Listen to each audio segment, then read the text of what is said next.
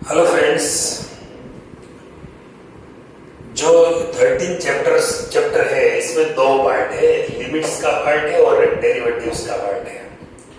हमने जो 1 to 15 lecture है वो पूरा लिमिट्स के बारे में डिस्कशन किया। अब जो आज में हम स्टार्ट करने वाले हैं वो है डेरिवेटिव का पोर्शन, यानी डिफरेंशिएशन का पोर्शन। डेरिवेटिव फाइंड करने की जो प्रोसेस है उनको हम डिफरेंशिएशन बोलते हैं। तो डेरिवेटिव एंड डिफरेंशिएशन दो जो वर्ड है वो अलग है, लेकिन जो डेरिवेटिव और डिफरेंशिएशन दोनों हम बोलते हैं कि इसका डेरिवेटिव निकालो या फिर डिफरेंशिएशन फाइंड करो। मतलब डिफरेंशिएशन फाइंड करना मतलब डेरिवेटिव निकालना, डेरिवेटिव फाइंड करना। किसी भी फंक्शन का हम जब डेरिवेटिव फाइंड करते हैं तो हम बोलते हैं कि आप उसका डिफरेंशिएशन कर दो। तो डिफरेंशिएशन कर दो या फिर डेरिवेटिव फाइंड करो, डेरिवेटिव आप निकालो, सब दोनों बात एक ही हो जाती है। तो डेरिवेटिव और डिफरेंशिएशन दो वर्ड है मेरे पास, डिफरेंशिएट, डेरिवेटिव एंड डिफरेंशिएशन। तो the process of finding derivative is called differentiation, right. तो हमें डेरिवेटिव की डेफिनेशन समझना है। What is derivative? अच्छा, तो ये सेकंड पार्ट है इस चैप्टर का।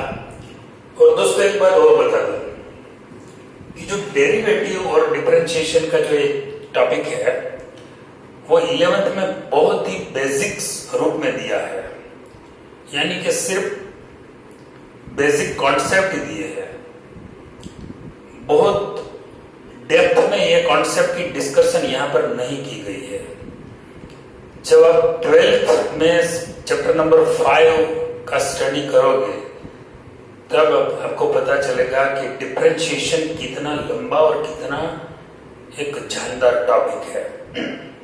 लेकिन 11th में तो सिर्फ एक झलक ही दिखाई है और हमें इतना ही पढ़ना है। इसमें सिर्फ डेफिनेशन के बारे में जानना है और उसके डेरिवेटिव के बारे में जानना है और उसके वर्किंग रूल्स है उनके बारे में जानना है। बहुत ज्यादा डेप्थ में 11th में तो नहीं दिया है, तो जितना भी 11th में दिया है उनसे थोड़ा ज्यादा हम कर लेंगे, क्योंकि ये 12th में तो पूरा पढ़ना ही है। तो जितना 12th के हिसाब से, 12th में जब 5th चैप्टर हम पढ़ेंगे तो हमें कोई जो बेसिक कॉन्सेप्ट की जो दिक्कत आती है वो वहां पर नहीं आएगी, क्योंकि यहाँ हम इस हिसाब से ही पढ़ेंगे। कॉन्सेप्ट की जो 12th में जरूरत है, कॉन्सेप्ट फॉर्मूला की 12th में जरूरत है, वो जरूरतों को ध्यान में रखेंगे, उसको ख्याल में रखेंगे, तो वहां पर हमें कोई ये चैप्टर समझने में कोई दिक्कत नहीं आएगी। वैसे ही बहुत बड़ा चैप्टर है, वहां उसका मार्क्स भी ज्यादा है। तो आज तो मैं ये डेरिवेटिव का टॉपिक स्टार्ट करने जा रहा हूं। और एक बात, आपकी ओर से मुझे कई डाउट्स जो व्हाट्सएप के थ्रू भेजे हैं, वो डाउट्स लिमिट्स के हैं, वो मैं शायद 18th पार्ट में, मतलब 18th लेक्चर नंबर 18 में मैं स्पेशल अरेंज करूंगा। शायद एक दो लेक्चर इधर उधर हो सकते हैं, लेकिन most probably doubt session will be lecture number 18। तो अभी भी कुछ लोग भेजना चाहते हैं तो मुझे भेज सकते हैं डाउट्स जो भी लिमिट्स में आपका है। हाँ, तो आज मैं जो डेरिवेटिव और डिफरेंशिएशन की बात एक एग्जांपल के थ्रू करना चाहता हूं। मान लीजिए कि आपके पास एक स्क्वायर है,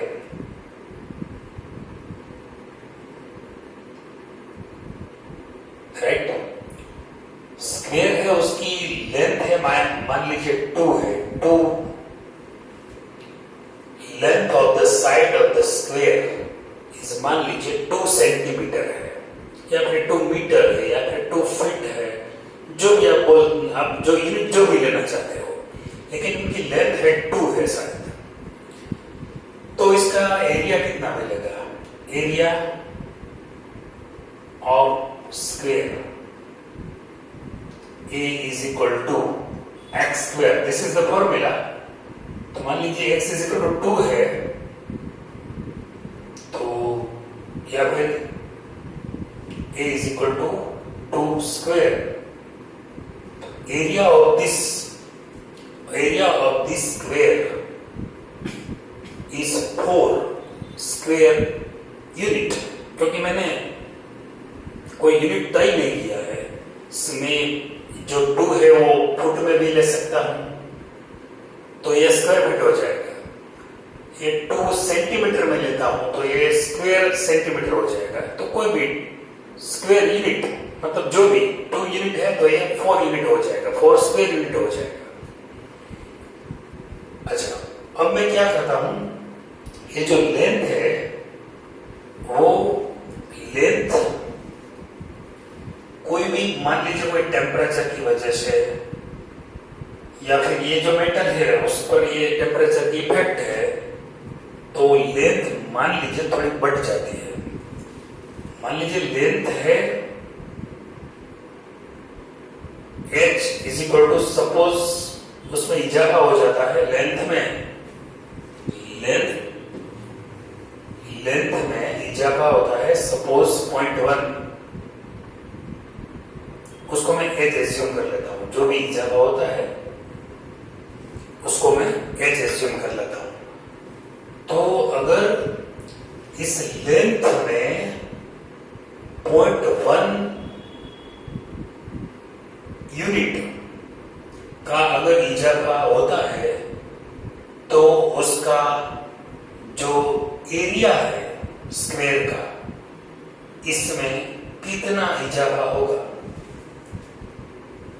वो कैसे फाइंड कर सकते हैं। मान लीजिए x इज इक्वल टू, यहां पर पहले 2 था, x इज इक्वल टू 2 था। अब क्या होगा, ये x प्लस h हो गया, मतलब 2 प्लस 0.1 हो गया। तो new length of the side is 2.1। Now fx plus h is equal to f 2.1 is equal to 2.1 square. पहले ये जो a बोलते हैं या फिर fx बोलते हैं, आप ये भी ले सकते हो एरिया का सिंबल, या फिर fx भी ले सकते हो। तो मैंने यहां क्या किया, fx प्लस h, मतलब x 2 था पहले, उसमें 0.1 का इजाफा हो गया, तो न्यू लेंथ हो गई 2.1। अगर लेंथ में 0.1 का इजाफा होता है तो उसका एरिया में कितना इजाफा होगा, तो वो होगा ये नई लेंथ के साथ ये हो गया 4.41। तो कितना इजाफा हो गया, fx plus h minus fx, मतलब ये 2.1 माइनस f2, ये 2.1 की वैल्यू है 4.41, ये 4 है, तो 0.41 स्क्वायर यूनिट का इजाफा होगा। मतलब अगर उसकी side, length of the side में, जो स्क्वायर की जो साइड है उसमें अगर 0.1 का इजाफा होता है तो उसका जो एरिया है उसमें 0.41 का इजाफा हो जाता है। If length of the side is increasing 0.1, then the area of this square will be increasing by 0.41। तो इतना इजाफा हो जाता है। तो अब जरा सोचिए कि ये जो स्क्वायर है इसकी बाजू, मैंने जो बाजू की लेंथ है, मतलब वो मैंने स्टार्टिंग में 2 यहां पर लिया है। अगर आप मान लीजिए मैं एक टेबल बनाता हूं h, यहां पर मैं लेता हूं a plus h minus f है, मतलब यहां पर a इज इक्वल टू, तो मैंने 2 लिया था, तो 2 प्लस h माइनस f2। यहां पर मैंने रेफरेंस में 2 लिया है, राइट। और जो इजाफा साइड में होता है एच में, मतलब 2 में, वो जितना एच की वैल्यू है उतना इजाफा होता है। तो ये दोनों का डिफरेंस क्या होता है? दोनों का डिफरेंस यहाँ पर 0.41 है और एक है प्लस एच माइनस एफ है अपॉन एच है। दोनों का रेशियो मैं निकालता हूं। पहले तो मैंने क्या किया, एच की वैल्यू लिया है 0.1। अगर एच 0.1 है, ए इज इक्वल टू 2 है, सपोज यहां पर मैंने ए लिया है, ए इज इक्वल टू सपोज 2 है, ये कोई भी रियल नंबर है, कोई भी हो सकता है। यहां पर मैंने 2 लिया है, लेकिन ए की वैल्यू कोई भी हो सकती है, 5 हो सकती है, 6 हो सकती है, जो भी हो। अगर ये 0.1 है एच, तो ये डिफरेंस कितना मिलेगा? डिफरेंस तो यहां पर कैलकुलेशन कर लिया है, 0.41 हो गया। तो ये दोनों का ये a प्लस एच मतलब f2 plus H minus f2 और h दोनों का जो भी रेशियो मिलेगा वो 4.1 होगा। अब जो मैंने 0.1 यहां पर जो ये इंक्रीजिंग वैल्यू है मैंने 0.1 ली थी, मान लीजिए ये बहुत ज्यादा हो गई है, इतना बड़ा थोड़ा है टेम्परेचर, सब इतनी बड़ी साइड की वैल्यू थोड़ी बढ़ जाती है, थोड़ा कम लेता हूं। मान लीजिए मैं 0.01 थोड़ा बहुत कम कर दिया, जो भी पहले लिया था ना उसका 10th पार्ट कर दिया। तो मुझे नया कैलकुलेशन क्या मिलेगा? मुझे नया कैलकुलेशन मिलेगा ए प्लस एच मतलब 2 plus H minus f2 is equal to f2 plus H मतलब एच अब 0.01 है, तो 2 प्लस 0.01 सॉरी माइनस f2, अब ये हो गया 2.01। यहां पर मैं एडिशन करूंगा तो 2.01 माइनस f2, ये 2.01 का मतलब होगा ये जो डिफरेंस है वो कितना होगा? f2.01, उनका मैं स्क्वायर करूंगा तो 4.0401 हो जाएगा और माइनस f2 मतलब 4 होगा, तो ये मुझे मिलेगा 0.401, इतना मिलेगा। 0.01 है तो उसका मुझे मिलेगा कितना? 0.0401 मिलेगा। और अगर उसका मैं रेशियो निकालता हूं 0.0401 माइनस 0.01 डिवाइडेड मतलब डिनोमिनेटर में मैं रखता हूं और उसका रेशियो जब निकालता हूं तो मुझे मिलता है 4.01 मिलता है। अच्छा ये भी थोड़ा ज्यादा है, और भी घटा दूं 0.001 मतलब बहुत मैंने घटा दिया। पहले मैंने h 0.1 लिया था, बाद में उससे थोड़ा कम कर दिया 0.01, बाद में उससे भी कम कर दिया। अब मुझे ये डिफरेंस कितना मिलेगा? यहां से फिर कैलकुलेशन करूंगा तो मुझे ये मिलेगा, इतना मिलेगा। और उनका मैं जब रेशियो निकालता हूं यहां पर ये है तो वो मिलेगा 4.001, राइट। तो अब आप देख सकते हैं यहां पर एच मैंने हर स्टेप में घटाया है, तो H will be decreased, H is in decreasing order and you can see H tends to 0। यहां पर 0.1, 0.01, 0.001 मतलब 1 आगे आगे खिसकता जा रहा है और यहां पर ऑलमोस्ट 0 ही हो जाएगा। एच 0 नहीं होगा, मतलब h tends to 0, h 0 की बहुत ही h approaches to 0, जब h 0 की ओर जा रहा है। और यहां पर भी देखिए ये जो a plus h minus a ये भी क्या होता है?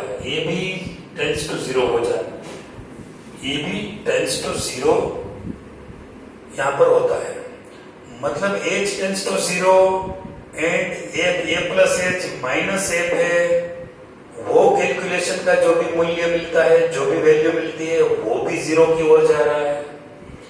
तो ये दो अलग अलग बातें हैं, दोनों जीरो की ओर जा रहा है, लेकिन उनका जो रेशियो है वो जीरो की ओर नहीं जा रहा है। वो तो F A plus H minus F A upon H, it is tends to 4, मतलब एक सर्टेन नंबर की ओर जा रहा है।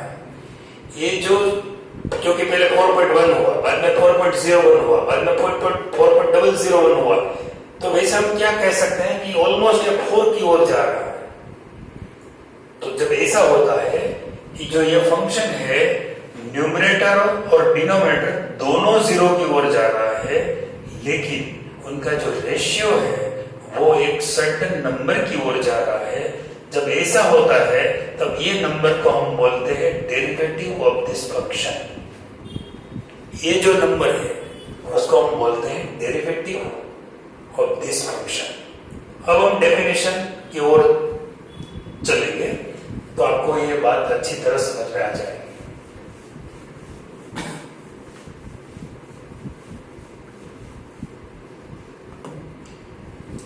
तो डेफिनेशन है derivative and differentiation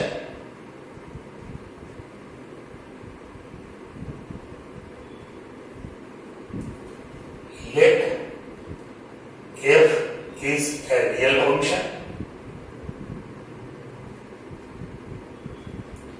and small a is the real number which is belongs to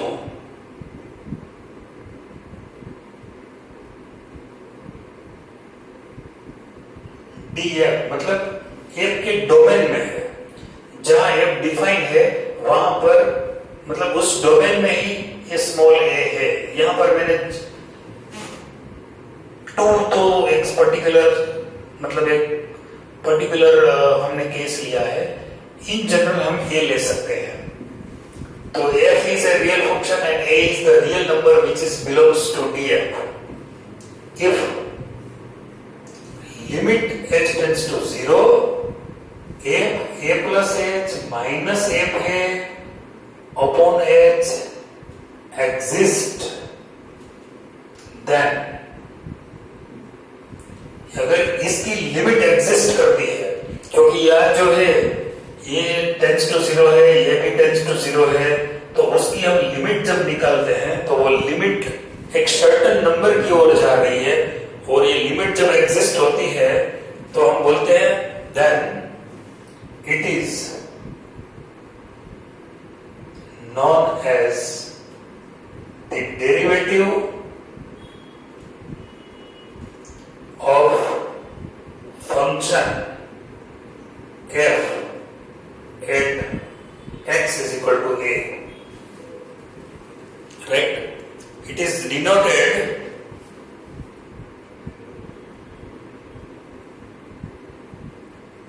by f dash a.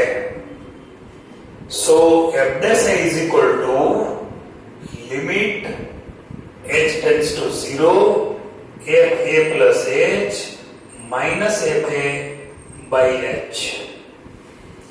जो ये पर्टिकुलर फंक्शन है f a plus h minus f a over h, अगर उनकी जो लिमिट एग्जिस्ट करती है, अगर if limit h tends to 0 f a plus h minus f a upon h exist, then it is known the derivative of function f at point x equal to a, right?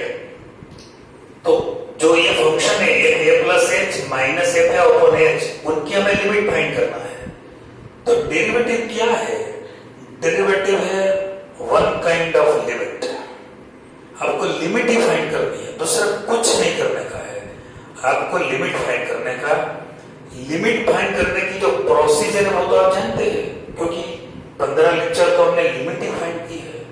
तो अगर आपको limit पर grip है तो आप differentiation आसानी से कर सकेंगे। तो f a plus h minus f a upon h जो ये फंक्शन है उनका हमें लिमिट फाइंड करना है। अगर ये लिमिट एग्जिस्ट करती है तो हम समझ सकते हैं कि जो भी वैल्यू उसकी मिलेगी, ये लिमिट की जो भी वैल्यू मिलती है उसको हम बोलते हैं derivative of function F. One thing, उसका सिंबल है एफ डैश ए, मतलब F dash A is called the derivative of function F at x equal to a, particular value x equal to a. So f dash a is also denoted by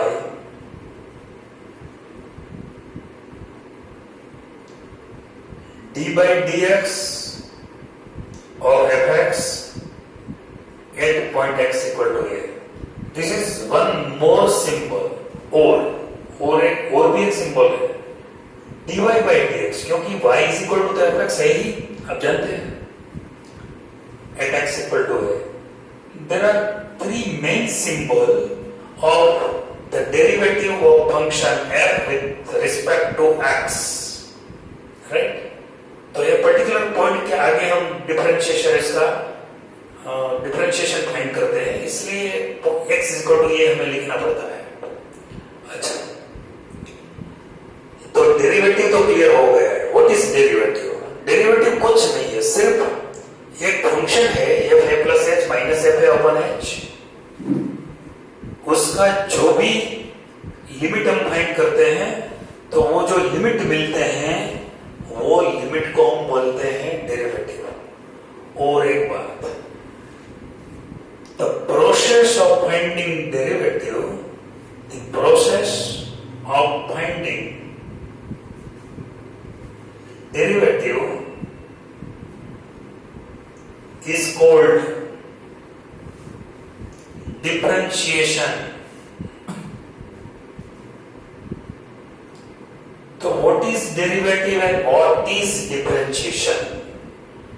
Derivative is a certain number या फिर certain value and the process of finding derivative is called differentiation. मतलब differentiation is the process and this is the function. इस particular function का आपको derivative निकालना है, मतलब उनका लिमिट फाइंड करना है। अगर उसका जो भी लिमिट मिलता है उनका आप कह सकते हैं डेरिवेटिव, और ये डेरिवेटिव आप फाइंड करके जब दे देते हैं तो उसको बोलते हैं ये आपने डिफरेंशिएशन कर दिया, मतलब डिफरेंशिएशन इज द प्रोसेस। अभी एक फॉर्मूला है, दो और भी फॉर्मूला है डिफरेंशिएशन की, उसमें कुछ नया नहीं, लेकिन जो यहां पर मैंने लिया है ए, in general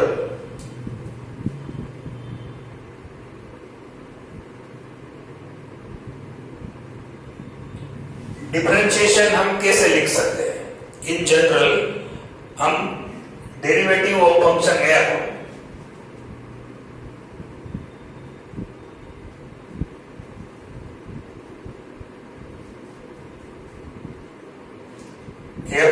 is denoted by f dash x। तो f dash x की फॉर्मूला क्या होगी? जनरल, इन जनरल हम f dash a नहीं बोलेंगे, f dash x बोलेंगे। अगर f dash x तो a की जगह पर आपको x रख देना है, मतलब आपको रिप्लेस करना है, राइट? तो f dash x equal to क्या होगा formula? Limit x tends to 0 f x plus h minus F X upon h। ये जो फॉर्मूला था वो नंबर 1, ये नंबर 2, नंबर 1 और 2 में कुछ फर्क नहीं है। आपको सिर्फ इतना ही काम करना है कि put x instead of a, nothing else. This is the general formula of derivative, right? तो यहां पर x इक्वल टू a वगैरह कुछ लिखने की जरूरत नहीं पड़ेगी। तो f dash x है, f dash x is also denoted by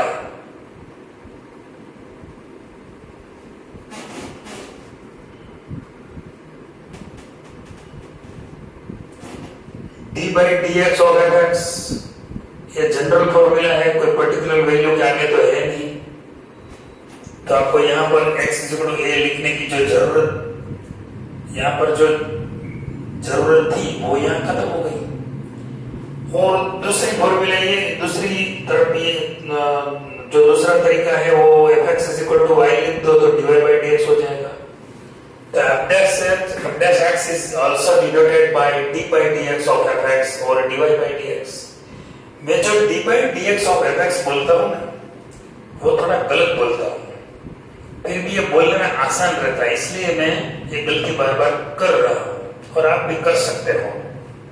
actual उसको क्या बोलना चाहिए, derivative of function f with respect to x, इतना लंबा चौड़ा बोलना चाहिए।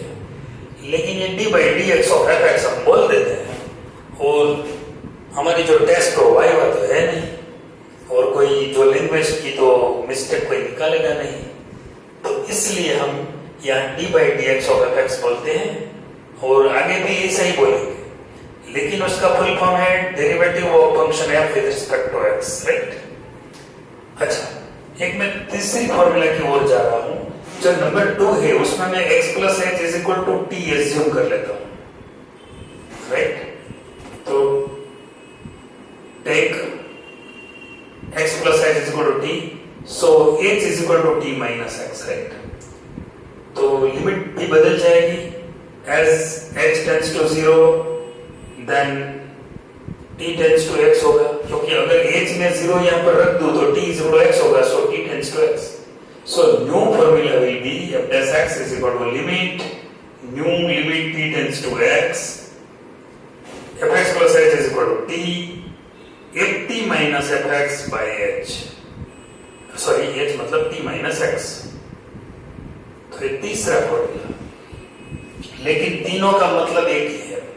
कोई भी फॉर्मूला है उसमें अगर आप ये न्यूमरेटर और डिनोमिनेटर दोनों जीरो ही होने वाले हैं, डायरेक्ट आप प्लेस ही नहीं कर पाओगे, राइट। अच्छा, उसका जो हमने फॉर्मूला यहाँ पर डिराइव की है उस हिसाब से हम एक दो सॉल्व ले लेते हैं। फर्स्ट टाइप, ये जो फॉर्मूला है ना, वो फॉर्मूला के हिसाब से जब हम डिफरेंशिएशन फाइंड करते हैं ना, तो उसको बोले जाते हैं find derivative by using definition, और कभी कभी ऐसा बोलते हैं कि find derivative by using first principle, ये फर्स्ट प्रिंसिपल भी बोला जाता है। तो ये टाइप 1 में लेता हूं यहां पर, find derivative of the following function of the function by using first principle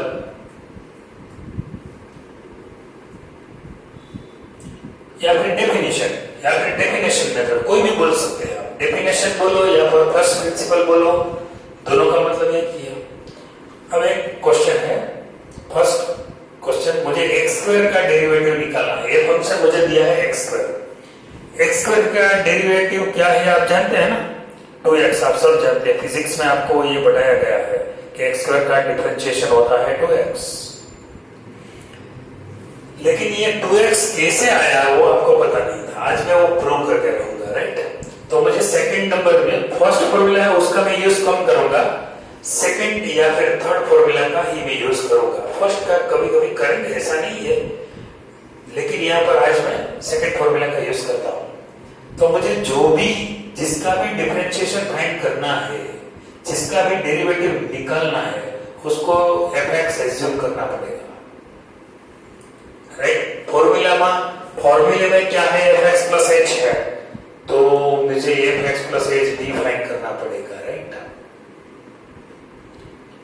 ये जो फॉर्मूला दिया गया है उसमें fx तो है और fx प्लस h है, तो fx प्लस h भी फाइंड कर लेना।